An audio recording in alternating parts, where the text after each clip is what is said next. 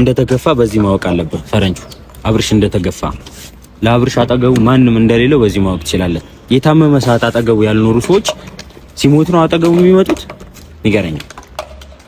ይሄንን መልስልኝ። በታመመ ሰዓት አንተ የትኛውም ልትቀያየም ትችላለህ፣ ምንም ልትል ትችላለህ፣ ልትከፋፈም ትችላለህ።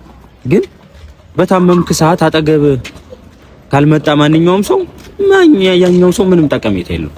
ይኸውልህ ስትታመምና የሆነ ነገር ስትሆን አንዳንድ ሰዎችን ካለየበት ተገቢ አይደለም። ፈረንጁ አንተ ራሱ ባቅምህ ከአብርሽ ጋር ስህተት እየሰራ ነው። ብዙ ነገር ወቅሰዋል፣ ተቆጥተዋል፣ ብዙ ነገር ብለዋል። ግን ደግሞ ጨክነ አልቀረህም፣ መተህ ጠይቀዋል።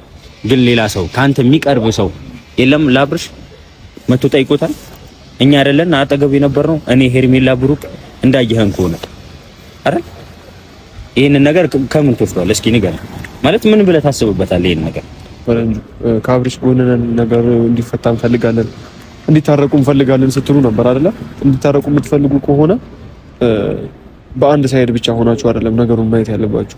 በሩታ በኩል ብቻ አይደለም መታችሁ። አብርሃም ሲጎዳ ምን ሆነ የተጎዳው? ምን ለምንድን ነው እንደዚህ ሆንኩ? በቃ መቀያየም አለ አይደለ? ቢያንስ መታ ሚዝናናበትን የተከፋበትን ነገር የሚረሳበትን ምክንያት መፍጠር መቻል አለን። ገብቶሃል? አንተ ግን እንደውም አንተ ትሻላለህ። በትንሹም ቢሆን የተወሰኑ ነገሮች ይዘህ እየመጣ ምናምን እየጠየቀው ነበር። ሌሎቹ ጓደኞቹ ነን እንወደዋለን እንዲከፋ አንፈልግም እያሉ ግን የሚያወሩት ሰዎች አልመጡ አይደለም። መምጣት ደውለው እንኳን እንዴት ሆነ ብለው አልጠየቁም። ይሄን ያህል ምን አጥፍቷል ልጁ?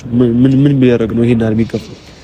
እሺ ብሩክ፣ እኔ ለጠየቃችሁ እንዳለ ምላሽ እሰጣችኋለሁ። ምክንያቱም እኔ እውነት ሳሊዝ መጥቼ ከእናንተ ጋር ምንም አይነት የምከራከርበት ምንም አይነት ከእናንተ ጋር ጸብ የምፈጥርበት ምንም አይነት ምክንያት የለም። ገባችሁ አይደለ? እኔ ይኸውልህ ከሁለቱም ከአንድ ጎን ሆኜ አይደለም እያወራሁት ያሉት። ሁለቱ አንድ ላይ እንዲሆኑ ባለኝ ጉጉትና ባለኝ ፍላጎት ነው። ገባ አይደለ? እንጂ በሩታ ጎን ብቻ ሆኜ ቢሆን እኮ የጀሩ አብርሃምን አልጠይቀውም የራሱ ጉዳይ እኮ ብዬ መቅረት እችላለሁ። ራሱ በፈጠረው ስራ ነው ብዬ ራሱ ባመጣው እንትን ነው ብዬ መቅረት እኮ እችላለሁ። ለኔ እኮ ምንም የሚጎልብኝ ነገር የለም። ጠየቁትም አልጠየቁትም ግን ደግሞ በቃ ሁለቱ አንድ ላይ እንዲሆኑ ስለምፈልግ ብቻ ነው። እንደውም እኮ እኔ በቃ መነጋገር የለብንም እንጂ እኮ እናንተ ናችሁ እንደውም በአንድ ጎን ሆናችሁ እየተናገራችሁ ያላችሁት። ገባችሁ አይደለ? እኔ አሁን ማንም በአንድ ጎን ሆኖ እንትን ሊል ይችላል። አንድ ላይ እንዲሆኑ ፈልጋለሁ ብሎ ግን ደግሞ አንዱን ብቻ ደግፎ ሊሄድ ይችላል። እኔ ግን የምፈልገው ያ አይደለም። ልጁ ያላባት እንዲያድግ ስለማልፈልግ ብቻ ነው። ገባ አይደለ? አብርሽም ሩታም እንደፈለገው መሆን ይችላል። ከዚህ በፊት በአንዱ ጎን ብቻ እየሆናችሁ ነው የምትለው። ከዚህ በፊት ምንም ያልሞከረው ሰዎች እያረከሉ ገብቷል። ከዚህ በፊት ብዙ ነገር አድርገናል። ገብቷል። ከአብርሽ ጎንም ሳንሆን ከሩታ ጎን ብቻ ሆኜ እኔ አይቼዋለሁ። ገብቷል። ግን አንተ እሱን እያየ አይደለም። አሁን እኔ ስላለፈው ነገር ላወራ አይደለም እኔ አንተንም እየወቀስኩ አይደለም። ገብቷል። ምክንያቱም መተህ ስለጠየቅ ደስ ብሎኛል። ምንም ነገር የለም ካንተ ጋር። ግን ደግሞ አንዳንድ ሰዎች አሉ አብርሽ እንደዚህ ነኝ እንደዚህ ምንም እንዲሆንብን አልፈልግም የሚሉ ሰዎች የታሉ ነው እያልኩ ያለሁት። በታመመ ሰዓት መተው ካልጠየቁት እኛን እየወቀሱን ነው። የሆነ ነገር ሲሆን ሮጠን ምን ደርሰው እኛ ነን። ግን ምንሰደበውም እንደዛም ምንቆጣውም ሰው የሚወቅሰንም እንደዛው እኛ ነን። ገብቷል። ግን ደግሞ እኔ አሁን ሰውም ሰደበኝ ምንም አለኝ ማንም ወቀሰኝ ምንም አለኝ ምንም አይመስለኝም። ገብቷል። እኔ የማደርገው ራሴ ጠንቅቄ አውቃለሁ። እናደርገውም ጠንቅቀን እናውቃለን። ገብቷል። እንደ ሰው ወሬ ቢሆንማ ብቻ ከቤትም አንወጣም ነበር እኛ ወይ ደግሞ ከምንም ነገር ምን ጠፋ ነበር። አቤል የሁሉ ወቀሳ እየደረሰባችሁ እንደሆነ ለምን እንደሚደርስባችሁ ታውቃለህ? አንደኛ ነገር ሰው ስላልተረዳችሁ አይደለም መረዳት ነው።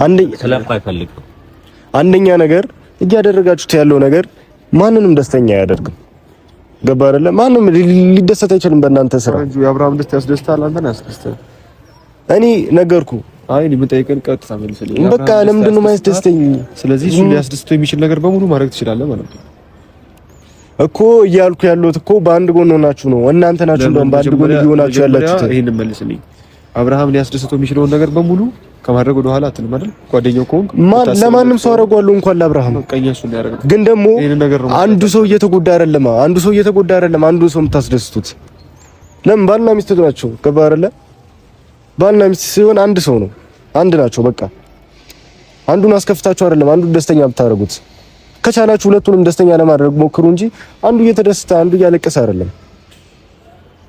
ገባ?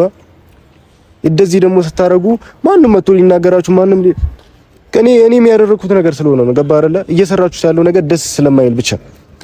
አሁን ግን ዋንኛ ዓላማ ምን እንደው ታውቃለህ? ከሩታን ጋር እልህ ተያይዛችሁ ከሆነ ወይም ደግሞ ከኛ ጋር ከሆነ እልሃችሁ በቃ የእነሱ ትዳር በመሀል እየተበጠበጠ ነው። እልህ ተያይዛችሁ ማለት ነው። በቃ እነሱ አሁን ምን ልበል እንደጨረሱ ነው እየተሰማኝ ያለው እኔ።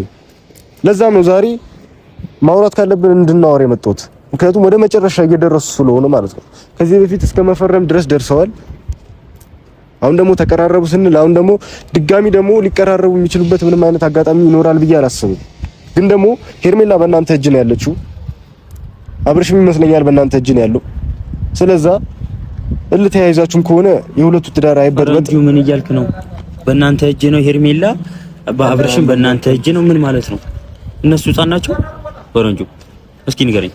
አብርሃም ታላቅ ነው ታላቅ አይደለም? የፈለገ ታላቅ ይሁን ቢሆን እኔ አንተ ከኔ ጋር ብዙ ነገር እያሳለፍክ ከሆነ አንተ በእኔ ሂጅ ነህ ማለት ነው?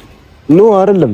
ምን እንደው ታውቃለህ፣ እኔ አሁን ካጠገቤ አንድ ሰው ካለ ጓደኛውን ነው የሚመስለው። አንድ ሰው ጓደኛውን ነው የሚመስለው። ገባህ አይደለ? ተምሯል፣ ያስባል